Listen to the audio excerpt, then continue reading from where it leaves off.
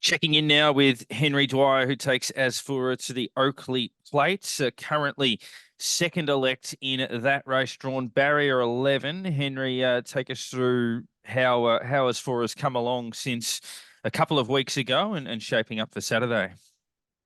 Yeah, I think we're in pretty good order, Darren. We knew we went into the first up run probably needing it a bit, but that was probably exacerbated by the really strong tempo. And she was right at her top. Like, she's a fast mare, but she was at her top going that speed. They were running 10.5 second furlong. So just felt the pinch late, as she was probably entitled to do, but she'll be a lot better for it. And she had a couple of nice gallops since then. And I think we've got her as near enough to the mark as we can, I think, for a race like that.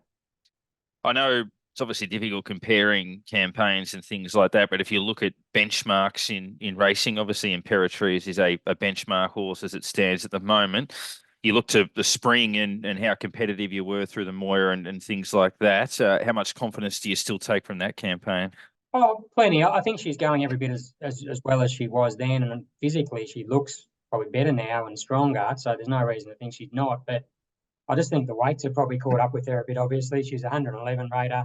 She carries 57.5 even against the boys in Oakleigh Plate. It's she's earned it. But this time last year we were running around Oakleigh Plates with 53.5. Just she's won a couple of races since, and her ratings sort of spiked a bit, and it's just makes it hard. She's probably not quite good enough to be beating Imperatrice, obviously, as we've seen a couple of times, but she's probably not quite good enough to be carrying 57.5 against a horse like King's Gambit with maybe 50 kilos. So it is tricky. She's a bit betwixt and between, but that is her sweet spot, Caulfield, and she's drawn well to run well, I think. So we'll be in there punching anyway.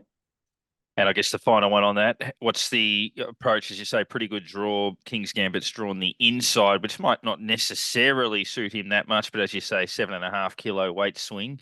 How do you go about tackling the race? Yeah, I think everything's going to need to go right for her, and probably a bit to go wrong with King's Gambit to be winning the race. It's not really relevant where she draws as such. It's more where those around her with speed draw. So you got probably the two leaders drawing 7 and 8 in hypothetical, and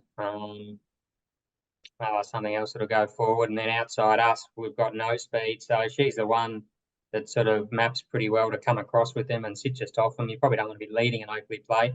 You more want to be sitting sort of third and fourth, I'd say. So get to, three off the fence, four off the fence around the corner, and just have a nice cozy run. And yeah, hopefully can run over the top of at least the leaders. And if King's Gambit's good enough to run us down, or anything else for that matter is good enough to run us down from back, then good luck to them.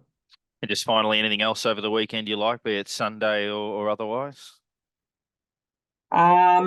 No, I haven't got a. They sort of fall off a cliff pretty quickly after Asfoora, obviously. But a couple of runners at Ballarat Sunday, a couple at Terang tomorrow. There's a filly called Perori going around at Terang that should be almost ready to win her maiden. So she'd be the other one for the weekend, I'd say.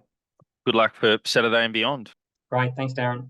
What are you really gambling with? For free and confidential support, call the number on the screen or visit the website.